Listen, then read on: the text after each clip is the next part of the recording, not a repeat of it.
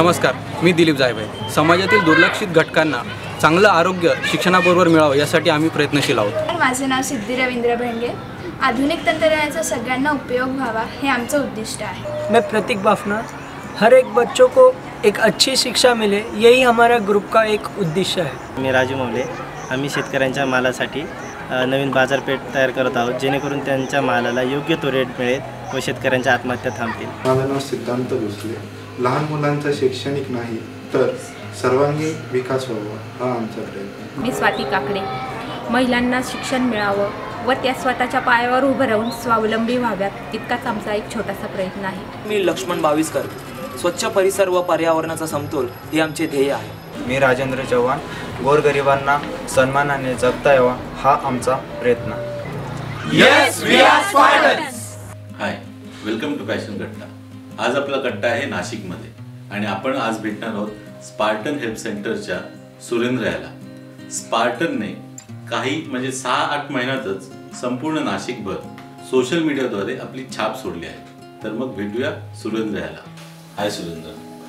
फेसबुकवर एकत्र आले आणि व्हॉट्सअपवर समाजकार्य सुरू झालं, तर नक्की हा प्रकार काय आहे? हा प्रकार असा आहे की अलीकडच्या काळामध्ये सोशल नेटवर्किंग साईटचा गैरवापर केला जातो. पण या नेटवर्किंग साईटचा गैरवापर न करता या माध्यमातून आपण काहीतरी चांगलं करू शकतो ही भावना मनामध्ये जपून 4 मित्र एकत्र आले आणि मग त्यातनं स्पार्टनची स्थापना झाली. तू सांगितलं 4 मित्र एकत्र आले आणि आता स्पार्टन हा ग्रुप किती लोकांचा आहे? आता साधारणपणे मुलं आणि मुली असे जर पकडले तर 600च्या पेक्षाही जास्त मुला मुलींचा हा ग्रुप आहे. तुम्हाला 600 आणि हा जो टाइम स्पॅन आहे हा ऑलमोस्ट आहे 6 to 8 म्हणजे 6 ते 8 महिन्यात एवढे तुम्ही जमा केले फेसबुक आणि व्हॉट्सअप जो काही तुमचं हे असेल तर ह्या स्पार्टनचं नक्की उद्दिष्ट काय? नक्की उद्दिष्ट हेच आहे स्पार्टनचं की समाजामध्ये तळागाळातील जे मुलं आहेत की जी शिक्षणाच्या मूलभूत गरजांपासून जी वंचित आहेत त्यांना योग्य शैक्षणिक दर्जा प्राप्त करून देणे आणि नुसता हा एकच महत्त्वाचा उद्देश स्पार्टन असा उराशी बाळगत नाही, तर या व्यतिरिक्तही समाजापुढे पडलेले अनेक प्रश्न आहेत तो जिकिरीने सोडवण्याचा प्रयत्न करणे हा अतिशय महत्त्वाचा उद्देश. जर तू म्हणालास की हे सगळे तुमचे तर त्याच्यासाठी तुम्ही काय स्टेप्स उचलताय? एखादी नॉन ग्रँटेड संस्था जर आहे आणि तिला मिळणाऱ्या मूलभूत हक्कांपासून ती वंचित आहे, गव्हर्नमेंटकडनं कुठल्याही प्रकारचं अनुदान तिला वेळीच मिळत नाही आणि अशा संस्थेकडे आम्ही जाऊन त्यांची चौकशी करून माहितीच्या अधिकाराखाली अगोदर खरोखर ती संस्था नॉन ग्रँटेड आहे का आणि या गोष्टींची तिला पूर्तता करणे योग्य होईल का याची शहानिशा करूनच मग त्या बाबींची पूर्तता स्पार्टन हेल्प सेंटर करीत असतो. नुसत्या संस्थांसाठीच नाही तर साधारणपणे आता बरीचशी मुलं तुम्हाला रस्त्यावरही दिसतात, सिग्नलवर दिसतात, चौकात भीक मागताना दिसतात. अशा मुलांसाठी पण संस्था कार्यरत आहे. आता तू जसं सांगितलंस की तुम्ही सगळ्या पातळीवरती काम करायचं हे करताय आणि आता त्या अनुषंगाने तुम्ही तुमची पावलं पण उचलली आहेत आणि 6 ते 8 महिन्यात म्हणजे जशी ही आपण नवीनच संस्था म्हणजे 6 to 8 मंथ झाले आणि ह्या स्पॅनमध्ये तुम्ही जवळजवळ 8 ते 10 प्रोग्राम्स आणि ते पण मोठ्या प्रमाणात केले, तर मग हे कसं काय शक्य झालं? हे ॲक्च्युली व्हॉट्सअप आणि फेसबुकमुळे शक्य झालं. कारण संस्था उघडल्यानंतर व्हॉट्सअपवर त्याचा ग्रुप करण्यात आला, फेसबुकवरही पेज बनवण्यात आलं.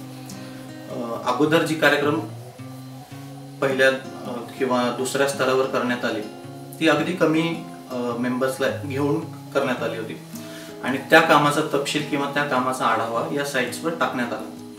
त्यानंतर दिव्य मराठी वगैरे सारख्या न्यूजपेपरने पण आमची दखल घेतली आणि काही असे मोबाईल नंबर्स किंवा कॉन्टॅक्ट नंबर आम्ही तिथे देऊन ठेवले होते की ज्याही कोणाला सामाजिक कार्य करण्याची आवड असेल त्यांनी या क्रमांकावर आमच्याशी संपर्क साधा. मग त्यांना व्हॉट्सअप ग्रुपला किंवा फेसबुक ग्रुपला ॲड करण्यात आलं आणि असं करून स्टेप बाय स्टेप बघता बघता 660, 60, 600 झाले.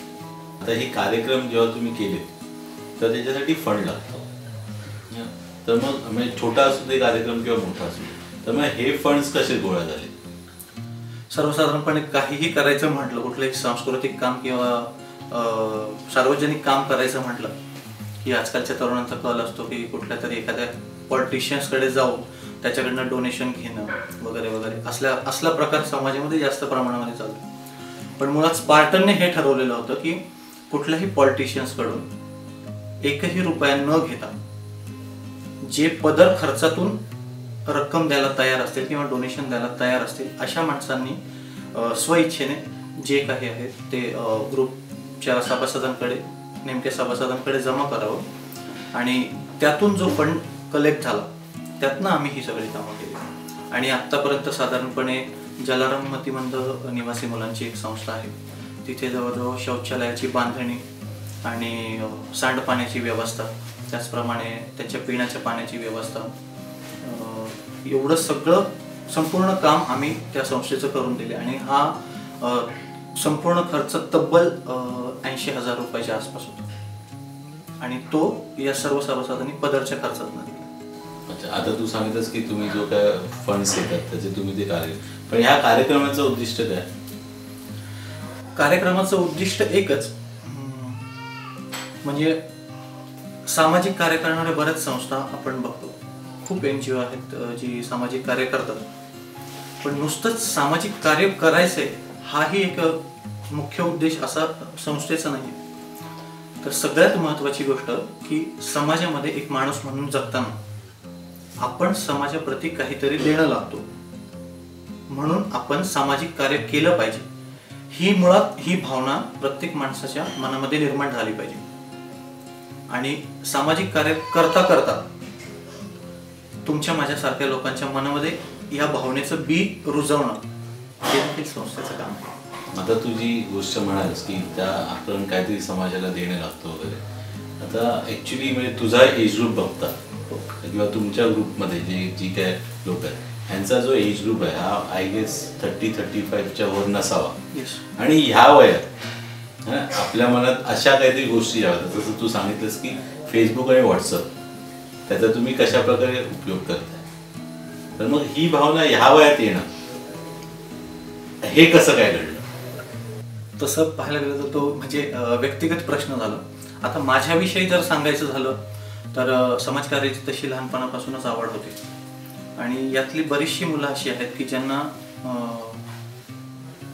अगदी कमी वयामध्ये त्या गोष्टीची जाणीव झालेली आहे. मग ती उपजतच का असेल पण ती झाली आणि त्या इच्छेपोटी ते ग्रुपला जॉईन झाले आणि समाजकार्य करत आहे चांगल्या पद्धतीने. संस्थेचं नाव स्पार्टन, तर मग स्पार्टनचा अर्थ काय आणि स्पार्टनच का ठेवलं गेलं? स्पार्टनचा ऍक्च्युअल जर मिनिंग बघितला तर स्पार्टनचा मिनिंग होतो की शिस्तप्रिय योद्धा. आणि आम्ही ज्या कार्याचा वसा हाती घेतलाय ते अगदी शिस्तबद्ध पद्धतीने झालं पाहिजे.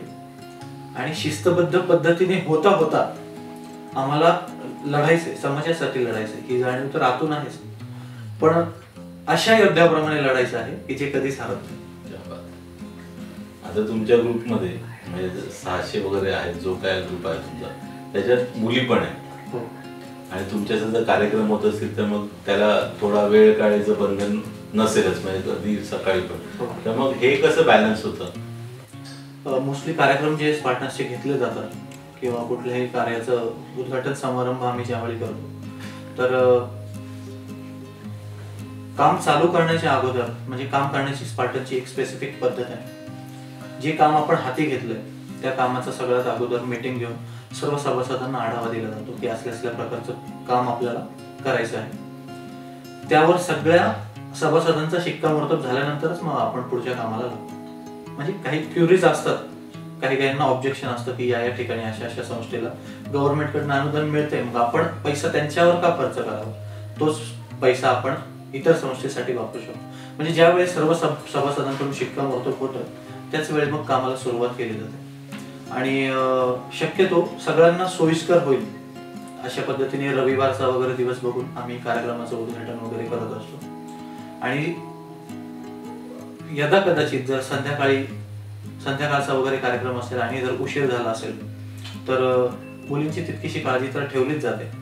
पण ग्रुपच्या बाबतीत ज्या मुली संस्थेमध्ये आहेत किंवा ग्रुपमध्ये कार्यरत आहेत त्यांचे आई वडील खूप सिक्युअर आहेत. आणि म्हणजे खूप विश्वास आहे ग्रुपच्या सभासदांवर, आणि म्हणूनच आजपर्यंत कुठल्याही प्रकारची अडचण या बाबतीमध्ये आलेली नाही. हे झाले म्हणजे तुमच्या ग्रुपमध्ये असलेल्या मुलींचे किंवा मुलांचे अडचण. पण ऍक्च्युअल काम करताना तुम्हाला हे काम करताना कधी अडथळे आले का कोणत्या प्रकारचे? हो, अगदी. म्हणजे कसं असतं, आपण ज्यावेळी प्रवाहाच्या विरुद्ध जायला सुरुवात करतो ना, तर वाटेमध्ये अडथळे बरेच येतात. पण म्हणून तर ग्रुपचं नाव स्पार्टन्स ठेवलंय, एक प्रयत्नशील योद्धा. आतापर्यंत तुम्ही कोणत्या कोणत्या ठिकाणी काय काय मदत केली? जसं की मी आधी सांगितलं, सगळ्यात पहिलं काम संस्थेने जे केलं ते त्र्यंबकेश्वर जवळ आधार तीर्थ आधार आश्रम, शेतकऱ्यांच्या आत्महत्याग्रस्त शेतकऱ्यांच्या मुलांचा आश्रम. तिथे त्या सर्व जवळजवळ 40-50 मुलांना शैक्षणिक साहित्याचं वाटप, अगदी चप्पल बुटांपासून. त्यानंतर गार्डा अनाथ आश्रमातील मुलांसाठी शैक्षणिक साहित्यांचं वाटप. नंतर जलारामच्या कामाचा मी तुम्हाला संपूर्ण आढावा दिलाच आहे. अवेकिंग नावाची एक संस्था आहे, त्या संस्थेला देखील आम्ही समाजकार्यासाठी मदत केलेली आहे. अशा बऱ्याच अजूनही गोष्टी आहेत. म्हणजे आता सगळ्यांचाच उल्लेख करणं इथे शक्य नाही आहे, पण बऱ्याच स्तरांवर, वेगवेगळ्या स्तरांवर वेगवेगळ्या प्रकारचे कार्यक्रम संस्थेने हाताळले आणि ते शक्यही करून दाखवले. 6 ते 8 महिन्याचा जो प्रवास केला तो खूपच म्हणजे ज्या पद्धतीने मला कळतंय की ज्या प्रकारे ते कार्यक्रम झालेत आणि तुम्ही मदत करताय ते खूपच स्ट्रॉंगली करताय. ह्याच्या पुढे अजून तुमचे म्हणजे आता 6 to 8 मिनिट्स म्हणजे जस्ट अ बिगिनिंग मी तर म्हणेन. आणि ह्या बिगिनिंग मध्येच तुम्ही म्हणजे सगळ्या जवळजवळ नगर किंवा नाशिक जिल्ह्यात वगैरे असं फुल तुम्ही पेपरमध्ये वगैरे असं आहात. तर पुढचे गोल्स काय आहेत तुमचे? पुढचे गोल्स असे आहेत की मुळात ज्या गोष्टींसाठी आज संस्था कार्यरत आहे, नुसती स्पार्टन्स नाही तर समाजामध्ये अशा अनेक NGOs आहेत ज्या या विषयांवर काम करतात किंवा या बाबींवर काम करतात. पण महत्वाचा उद्देश आज आम्ही हा उराशी बाळगून आहोत की आयुष्यात एक तरी दिवस असा यावा की या सर्व संस्था नामशेष होऊन गेल्या पाहिजे आणि समाजाला मुळात अशा संस्थांची गरज पडता कामा नये. समाज इतका समृद्ध झाला पाहिजे. क्या बात आहे. तुम्ही आता तू जो ज्या प्रकारे बोलतोस आणि जे उद्दिष्ट तुम्ही बाळगून हे कार्य करताय, मला वाटतं ही स्ट्रेंथ तुमची शेवटपर्यंत राहावी आणि ती ज्या प्रकारे तुमचं कार्य आहे त्या प्रकारे नक्कीच राहील. त्यासाठी all the very best and thanks.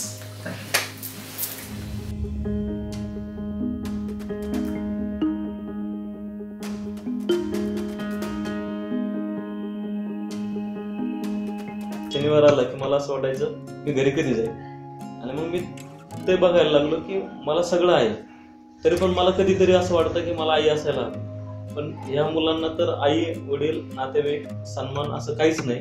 यांचं जगणं कसं असेल, यांच्या भावनांसाठी कोण काय करत असेल, असं ते खूप स्पार्क झाला मला त्यावेळेस. आणि वाटलं की नाही, मी जर मोठा झालो या मुलांसाठी एक घर करेन, त्या घरामध्ये ह्या मुलांची स्वप्न जी आहे ती स्वप्न जिवंत करेल आणि त्या स्वप्नांमध्ये त्या मुलांना जगायला शिकवेल. आम्ही रायगड चढत होतो 28-29 मेच्या दरम्यान, आणि रायगड चढत असताना माझ्याकडे पैसे आहेत नाही त्यांना माहित नव्हतं. ते सगळेजण पुढे गेले आणि आम्ही आपलं मुलांना घेऊन हळूहळू आम्ही चाललो होतो. उन्हाचा दिवस असल्यामुळे मुलांना साहजिक तहान लागायची आणि माझ्या खिशात 20 रुपये. आम्ही एक घोषणा तयार केली, जय शिवाजी जय भवानी, पुढच्या बुरुजावर फुकट पाणी.